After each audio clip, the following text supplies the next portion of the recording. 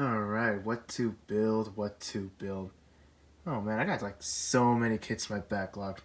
I don't know. Ooh, I think I'm in the mood for that HGUC Gundam Mark II. Or maybe the high grade after war Gundam Double X.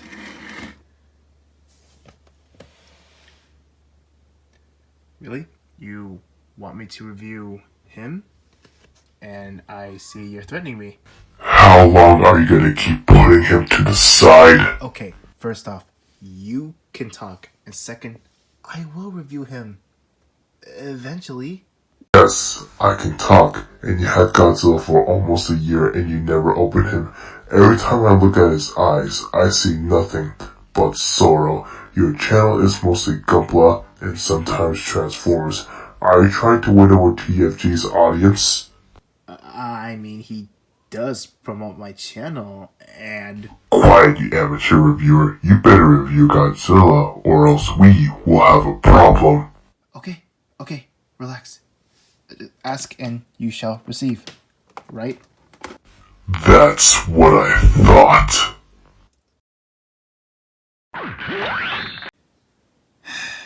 You know, maybe he's right. I've been such a fool. You're not a model kit. Look, I've already told you, Godzilla comes later, alright? How many times you gonna keep doing this to me?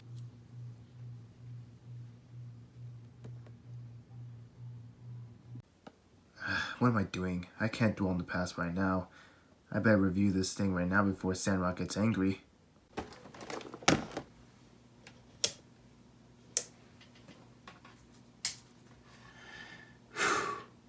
Let's do this. How's it going, guys? It is Plastic Disasta, and today we are going to look at the Neca 1994 Godzilla. Now, if you don't know what the Neca line is, let me summarize it for you.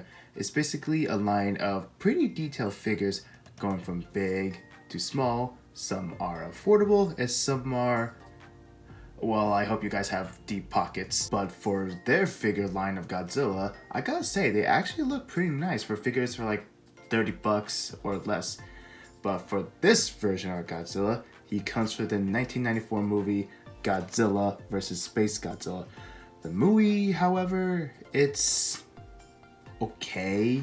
I mean, come on, we're not here to talk about the movie, but if you have seen it, let me know in the comments below and tell me what you think of the movie, and subscribe as well if you want to see more content. Taking a look at the packaging, we can see Godzilla clear as day. In the background, we see the image of the 1954 Godzilla, and we also have the wording right here that says Godzilla if you're from Japan, or in this case, if you speak Japanese.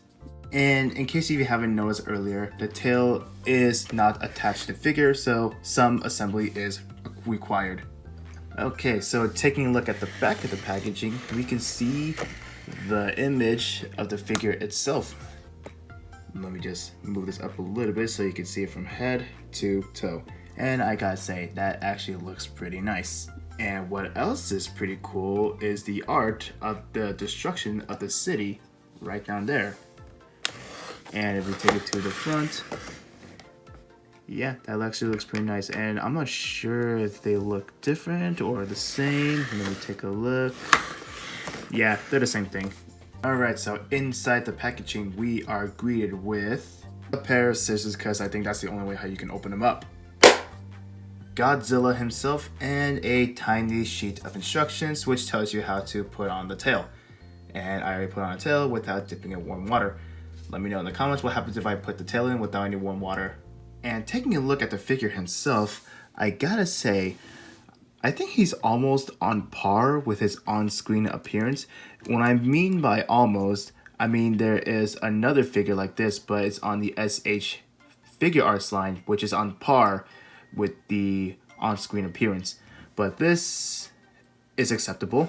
Talking about the proportions, at least we still have the flat head of the 90s Godzilla look, all the way down to the less detail of its neck, and all the way down to its beefy look. Damn boy, he thick. Now let me know who's beefier, this version of Godzilla or the American 2014 one. And I also gotta mention the semi-gloss on the look of Godzilla. Even though I prefer the matte finish, but I think if I remember correctly, the movie has more of a matte finish, but since this is Neca, they're on more of the affordable side, this is a pretty decent compromise.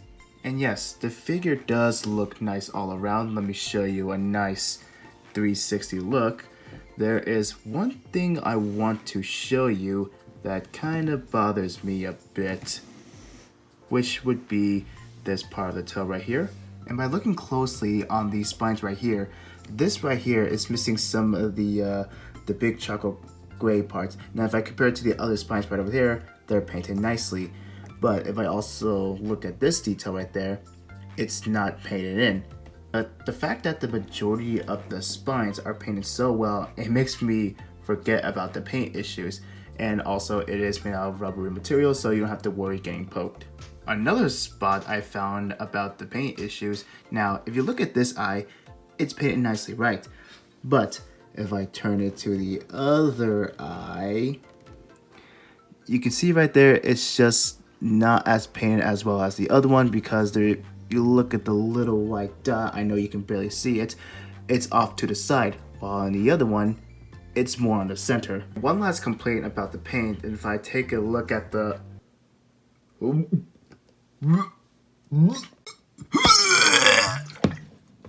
You're so weak. Stand back up and get back to reviewing Godzilla. I can't. You coward. The review must go on. I'll tough it out. Weakling. Look, the painting on the claws is not great. If only if it was like a dirty off-white, that would have been the cherry on top. And I would say the same thing about the claws on his feet as well. I don't know, maybe I'm just being picky and over dramatic. But let's just pretend that you didn't saw anything so we can move on to the articulation. So starting from this part of the head, it can move up ever so slightly, move down ever so slightly, and it can move side to side, and I believe it's on a ball joint as well. And as you already saw, the mouth can be open, which reveals a nice painted teeth. And I also gotta say, it has some pretty nice sculpting. Base of the neck right here can move side to side. This part of the arm is on a ball joint. Bicep swivel right over here. Elbow swivel right over here.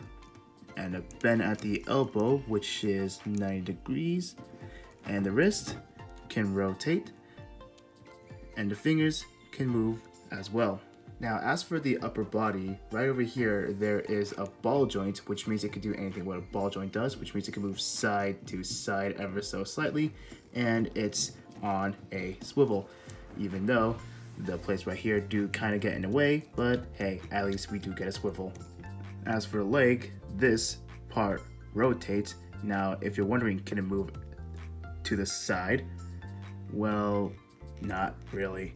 The knee bends only, I say 90 degrees, and as for the feet, it can swivel, and as for the pivot, well, almost non-existent. And as for the tail, ball joint here, ball joint here, ball joint here, and a ball joint right over here, and the rest of the tail is a bendy wire.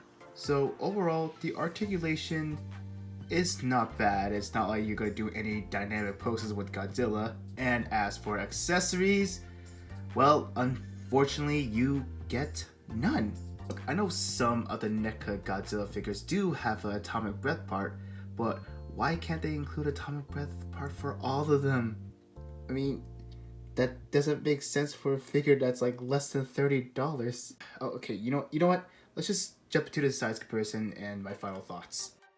Okay, since I don't own any other NECA Godzilla figures, I mean that Rodan and Mothra one actually looks pretty nice.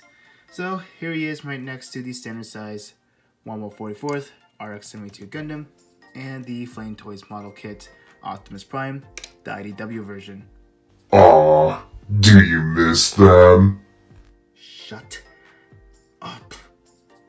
As you can see, the Neca Godzilla does tower over Optimus just a little bit. Let me get these two out of the way. And if I put Godzilla next to a 1/100th Gundam model kit, here he is right next to the Master Grade Providence Gundam. And as you can see, steady. It is not cooperating. Stop laughing.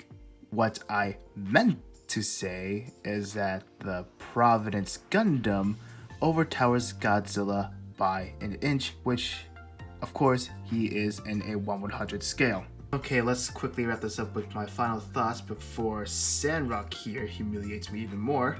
The figure is good, but not great, but that doesn't mean that I don't recommend it. The figure is not as good as the SH figure art, which I don't have and they're expensive, but the Neca Godzilla is a nice cheap alternative. But keep in mind, what you see is what you get. And again, I know it's pretty sad that we don't get the atomic breath part, but I'm still happy for what I have. So anyways, pick this one up if you're a Godzilla fan or a Godzilla completionist. If you make it to this end of the video, I want to say thank you for watching this video. If you make it this far, be sure to like, subscribe, and leave a comment as well, and I'll see you guys in the next one. Okay, are we done here? Good. Plastic Disasta was a fool. He'll never realize that he's trapped in this universe. It's only a matter of time until he'll be in the Shattered Glass universe with the Transformer Gundam. Forever. Let